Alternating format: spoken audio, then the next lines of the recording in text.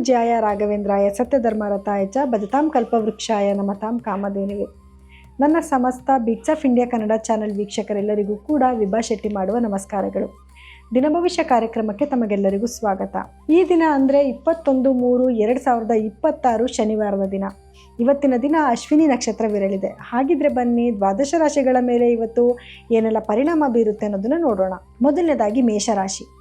ಮೇಷರಾಶಿಯವರಿಗೆ ಇವತ್ತಿನ ದಿವಸ ಚಂದ್ರ ನಿಮ್ಮ ಲಗ್ನದಲ್ಲೇ ಸಂಚಾರ ಮಾಡ್ತಾ ಇರೋದ್ರಿಂದ ಇವತ್ತು ನಿಮಗೆ ಸ್ವಲ್ಪ ಕನ್ಫ್ಯೂಷನ್ ಆಗುವಂಥ ದಿನ ಆಗಿರುತ್ತೆ. ಏನು ಕೆಲಸ ಮಾಡಬೇಕು, ಏನು ಕೆಲಸ ಬಿಡಬೇಕು, ಅಥವಾ ಬೆಳಗ್ಗೆ ಏನೋ ಒಂದು ಪ್ಲ್ಯಾನಿಂಗ್ಸ್ ಇರುತ್ತೆ, ಸಾಯಂಕಾಲದಷ್ಟೊತ್ತಿಗೆ ಅದು ಚೇಂಜ್ ಆಗಿಬಿಡೋವಂಥ ಒಂದು ದಿನ ಆಗಿರುತ್ತೆ. ಸೊ ಇವತ್ತು ನಿಮಗೆ ಸ್ಟೆಬಿಲಿಟಿ ಬರಬೇಕು ಅಂದರೆ ಏನು ಮಾಡಬೇಕು ಅಂದರೆ ಚಂದ್ರಗ್ರಹದ ಬೀಜ ಮಂತ್ರನ ಪಠನೆ ಮಾಡಿಕೊಂಡು ಏನಾದರೂ ಕೆಲಸಗಳ ಕೈ ಇಡೋದ್ರಿಂದ ಒಂದು ಸ್ವಲ್ಪ ಇವತ್ತಿನ ದಿವಸ ನೀವು ಅಂದ್ಕೊಳ್ಳೋ ಕೆಲಸಗಳನ್ನ ಮಾಡೋದಕ್ಕೆ ಅನುಕೂಲ ಆಗುತ್ತೆ. ಇನ್ನು ವೃಷಭ ರಾಶಿಯವರಿಗೆ ಇವತ್ತಿನ ದಿವಸ ಚಂದ್ರ 12ನೇ ಮನೇಲಿ ಸಂಚಾರ ಮಾಡ್ತಿರೋದ್ರಿಂದ ಏನಾದರೂ ಒಂದು ಖರ್ಚು ಬರುವಂಥ ದಿನ ಆಗಿರುತ್ತೆ.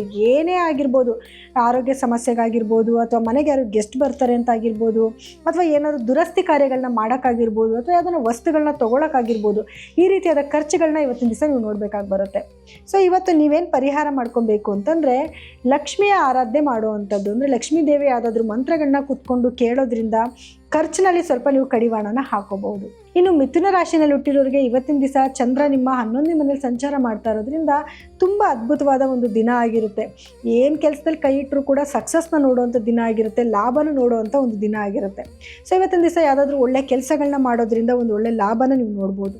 ಸೊ ಇವತ್ತು ಇನ್ನಷ್ಟು ದಿನ ಚೆನ್ನಾಗಿರಬೇಕು ಅಂದರೆ ಏನು ಮಾಡಬೇಕು ಅಂದರೆ ವಿಷ್ಣು ಸಹಸ್ರನಾಮನ ಕೇಳೋದ್ರಿಂದ ಆಗಿರ್ಬೋದು, ಹೇಳ್ಕೊಳ್ಳೋದ್ರಿಂದ ಆಗಿರ್ಬೋದು, ಇವತ್ತು ನಿಮಗೆ ಒಂದು ಅದ್ಭುತವಾದ ಒಂದು ದಿನ ಆಗಿರುತ್ತೆ. ಇನ್ನು ಕಟಕ ರಾಶಿನಲ್ಲಿ ಹುಟ್ಟಿರೋರಿಗೆ ಇವತ್ತಿನ ದಿವಸ ಹೇಗಿರುತ್ತೆ ಅಂತ ನೋಡಿದ್ರೆ ನೋಡಿ, ಕಟಕ ರಾಶಿನಲ್ಲಿ ಹುಟ್ಟಿರೋರಿಗೆ ಇವತ್ತಿನ ದಿವಸ ಚಂದ್ರ ನಿಮ್ಮ 10ನೇ ಮನೇಲಿ ಸಂಚಾರ ಮಾಡ್ತಾ ಇರೋದ್ರಿಂದ ಇವತ್ತು ನಿಮ್ಮ ಕೆಲಸಗಳಲ್ಲಿ ಸ್ವಲ್ಪ ಗಮನ ಜಾಸ್ತಿ ಹರಿಸೋಂಥ ದಿನ ಆಗಿರುತ್ತೆ.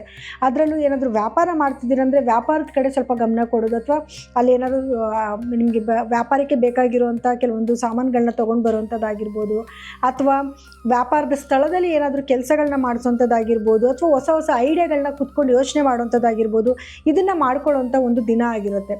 ಸೊ ಇವತ್ತು ನೀವೇನು ಪರಿಹಾರ ಮಾಡ್ಕೊಬೇಕು, ಇನ್ನಷ್ಟು ಸಕ್ಸಸ್ನ ನೋಡಬೇಕು ಅಂದರೆ ಏನು ಮಾಡ್ಕೋಬೇಕು ಅಂತಂದರೆ ಶನೇಶ್ವರನ ಆರಾಧನೆ ಮಾಡ್ಕೊಬೇಕಾಗಿ ಬರುತ್ತೆ. ಅದರಲ್ಲೂ ಶನಿ ಗ್ರಹದ ಬೀಜ ಮಂತ್ರನ ಪಠನೆ ಮಾಡ್ಕೊಳ್ಳೋದ್ರಿಂದ ಇವತ್ತಿನ ದಿವಸ ನಿಮಗೆ ಮತ್ತಷ್ಟು ಸಕ್ಸಸ್ನ ನೀವು ನೋಡಬಹುದು. ಇನ್ನು ಸಿಂಹರಾಶಿನಲ್ಲಿ ಹುಟ್ಟಿರೋರಿಗೆ ಇವತ್ತಿನ ದಿನ ಚಂದ್ರ ಇವತ್ತು ನಿಮ್ಮ 9ನೇ ಮನೇಲಿ ಸಂಚಾರ ಮಾಡ್ತಾ ಇರೋದ್ರಿಂದ ಒಂದು ಅದ್ಭುತವಾದ ಒಂದು ದಿನ ಇವತ್ತಾಗಿರುತ್ತೆ.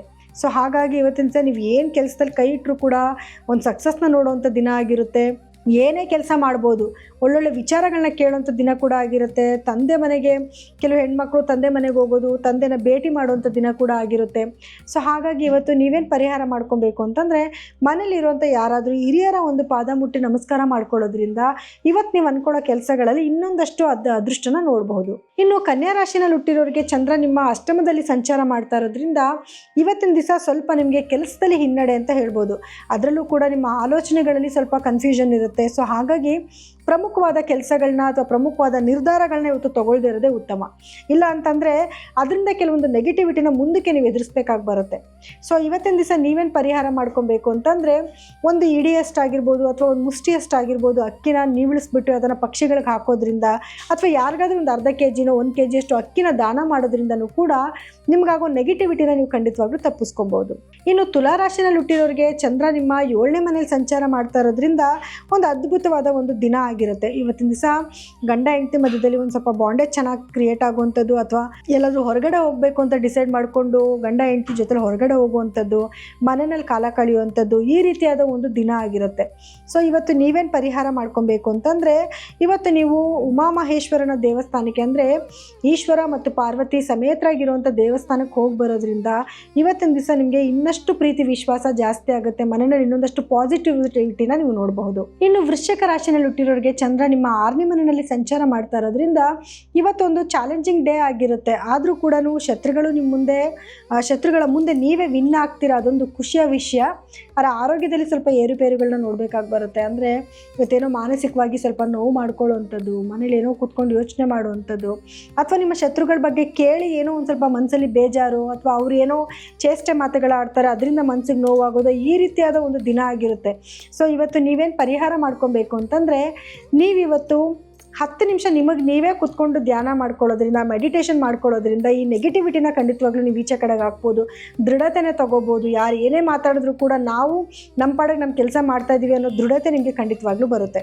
ಧನಸ್ಸು ರಾಶಿನಲ್ಲಿ ಹುಟ್ಟಿರೋರಿಗೆ ಇವತ್ತಿನ ದಿವಸ ಚಂದ್ರ ನಿಮ್ಮ 5ನೇ ಮನೇಲಿ ಸಂಚಾರ ಮಾಡ್ತಾ ಇರೋದ್ರಿಂದ ಒಂದು ಉತ್ತಮವಾದ ದಿನ ಆಗಿರುತ್ತೆ.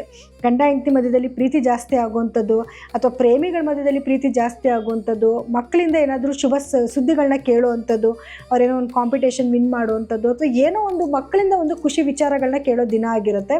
ಸೊ ಇವತ್ತಿನ ದಿವಸ ನೀವೇನು ಪರಿಹಾರ ಮಾಡ್ಕೊಬೇಕು ಅಂತಂದರೆ ಸುಬ್ರಹ್ಮಣ್ಯ ಸ್ವಾಮಿಯ ಆರಾಧನೆ ಮಾಡ್ಕೊಳ್ಳೋವಂಥದ್ದು, ಅಥವಾ ಸುಬ್ರಹ್ಮಣ್ಯ ಸ್ವಾಮಿಯ ದೇವಸ್ಥಾನಕ್ಕೆ ಹೋಗಿ ಬರೋವಂಥದ್ದು, ಅಥವಾ ಮನೆಯಲ್ಲೇ ಸುಬ್ರಹ್ಮಣ್ಯ ಸ್ವಾಮಿ ಹೆಸರು ಹೇಳಿ ಒಂದು ದೀಪ ಹಚ್ಕೊಳ್ಳೋದ್ರಿಂದ ಇವತ್ತಿನ ದಿವಸ ನಿಮಗೆ ಇನ್ನಷ್ಟು ಶುಭ ಸುದ್ದಿಗಳನ್ನ ನೀವು ಕೇಳ್ಬೋದು. ಇನ್ನು ಮಕರ ರಾಶಿಯಲ್ಲಿ ಹುಟ್ಟಿರೋರಿಗೆ ಚಂದ್ರ ನಿಮ್ಮ 4ನೇ ಮನೇಲಿ ಸಂಚಾರ ಮಾಡ್ತಾ ಇರೋದ್ರಿಂದ ಇವತ್ತಿನ ದಿವಸ ಭೂಮಿಗೆ ಸಂಬಂಧಪಟ್ಟಿರುವಂಥ ಕೆಲಸಗಳನ್ನ ಮಾಡುವಂಥದ್ದು, ಅಥವಾ ತಾಯಿಯ ಆರೋಗ್ಯದಲ್ಲಿ ಚೇತರಿಕೆ ನೋಡುವಂಥದ್ದು, ತಾಯಿನ ಭೇಟಿ ಮಾಡುವಂಥದ್ದು, ಅವ್ರ ಜೊತೆ ಮಾತಾಡುವಂಥದ್ದು, ಈ ರೀತಿಯಾದ ಒಂದು ದಿನ ಆಗಿರುತ್ತೆ. ಸೊ ಇವತ್ತು ನೀವೇನು ಪರಿಹಾರ ಮಾಡ್ಕೊಬೇಕು ಅಂತಂದರೆ ತಾಯಿಯ ಒಂದು ಕಾಲು ಮುಟ್ಟಿ ನಮಸ್ಕಾರ ಮಾಡ್ಕೊಂಡು ಹೋಗೋದ್ರಿಂದ ಇವತ್ತಿನ ದಿವಸ ಇನ್ನಷ್ಟು ಸಕ್ಸಸ್ನ ನೀವು ನೋಡಬಹುದು. ಇನ್ನು ಕುಂಭರಾಶಿನಲ್ಲಿ ಹುಟ್ಟಿರೋರಿಗೆ 3ನೇ ಮನೆಯಲ್ಲಿ ಚಂದ್ರನ ಸಂಚಾರ ಇರೋದ್ರಿಂದ ಇವತ್ತಿನ ದಿವಸ ನಿಮ್ಮ ಸ್ನೇಹಿತರನ್ನ ಭೇಟಿ ಮಾಡುವಂಥದ್ದು, ಅಥವಾ ಸ್ನೇಹಿತರ ಜೊತೆಯಲ್ಲಿ ಕಾಲ ಕಳೆಯುವಂಥದ್ದು, ಅಥವಾ ಅವ್ರ ಬಗ್ಗೆ ಯಾವುದೋ ಕೆಲವು ವಿಚಾರಗಳನ್ನ ಕೇಳಿ ಮನಸ್ಸಿಗೆ ಸಂತೋಷ ತಗೊಳ್ಳುವಂಥ ಒಂದು ದಿನ ಆಗಿರುತ್ತೆ. ಸೊ ಇವತ್ತು ನೀವೇನು ಪರಿಹಾರ ಮಾಡ್ಕೊಬೇಕು ಅಂತಂದರೆ ಇವತ್ತು ನೀವು ಸುಬ್ರಹ್ಮಣ್ಯ ಸ್ವಾಮಿಯ ದೇವಸ್ಥಾನಕ್ಕೆ ಹೋಗೋದಾಗಿರ್ಬೋದು, ಅಥವಾ ಮನೆಯಲ್ಲೇ ಸುಬ್ರಹ್ಮಣ್ಯ ಸ್ವಾಮಿಯ ಕೆಲವೊಂದು ಮಂತ್ರಗಳನ್ನ ಕೇಳೋದ್ರಿಂದನೂ ಕೂಡ ಇವತ್ತು ನಿಮಗೆ ಶುಭವಾಗುತ್ತೆ. ಇನ್ನು ಮೀನರಾಶಿಯಲ್ಲಿ ಹುಟ್ಟಿರೋರಿಗೆ ಇವತ್ತಿನ ದಿವಸ ಚಂದ್ರ ನಿಮ್ಮ 2ನೇ ಮನೇಲಿ ಸಂಚಾರ ಮಾಡ್ತಾ ಇರೋದ್ರಿಂದ ಅದ್ಭುತವಾದ ಒಂದು ದಿನ ಆಗಿರುತ್ತೆ. ಹಣಕಾಸಿನ ಅಭಿವೃದ್ಧಿ ಚೆನ್ನಾಗಿರುತ್ತೆ, ಅಥವಾ ಹಣಕಾಸು ಯಾವುದಾದ್ರೂ ಮೂಲದಿಂದ ನಿಮಗೆ ಹಣಕಾಸು ಬರುವಂಥದ್ದು, ಅಥವಾ ಏನಾದರೂ ಹಣಕ್ಕೆ ಸಂಬಂಧಪಟ್ಟಿರುವಂಥ ಕೆಲವು ವ್ಯವಹಾರಗಳನ್ನ ಮಾಡುವಂಥ ಒಂದು ದಿನ ಆಗಿರುತ್ತೆ. ಸೊ ಇವತ್ತಿನ ದಿವಸ ನೀವೇನು ಪರಿಹಾರ ಮಾಡ್ಕೊಬೇಕು ಅಂತಂದರೆ ಶುಕ್ರ ಗ್ರಹದ ಬೀಜ ಮಂತ್ರನ ಪಠನೆ ಮಾಡೋದಾಗಿರ್ಬೋದು, ಅಥವಾ ಲಕ್ಷ್ಮೀ ದೇವಿಯ ದೇವಸ್ಥಾನಕ್ಕೆ ಹೋಗಿ ಬರೋದ್ರಿಂದನೂ ಕೂಡ ಇವತ್ತು ನಿಮಗೆ ಮತ್ತಷ್ಟು ಶುಭವಾಗುತ್ತೆ. ಸೊ ಇದಾಗಿತ್ತು ದ್ವಾದಶ ರಾಶಿಗಳ ಈ ದಿನದ ಫಲಾನುಫಲಗಳು. ಇನ್ನು ನಾಳಿನ ಫಲಗಳನ್ನ ಹೇಳೋದಕ್ಕೆ ನಾನು ಮತ್ತೆ ಬರ್ತೀನಿ.